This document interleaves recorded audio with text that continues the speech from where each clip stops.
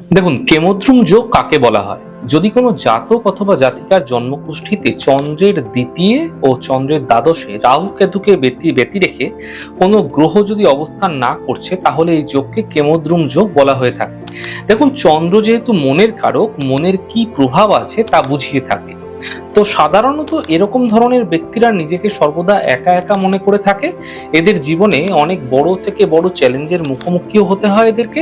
মানসিক কোনো চাপ বা আর্থিক কোনো সমস্যা, এগুলো কিন্তু সম্মুখীন এদের ভীষণভাবে হতে দেখা যায়। এবং জীবনে সকল কাজেই বেশি লেট হতে দেখা যায়।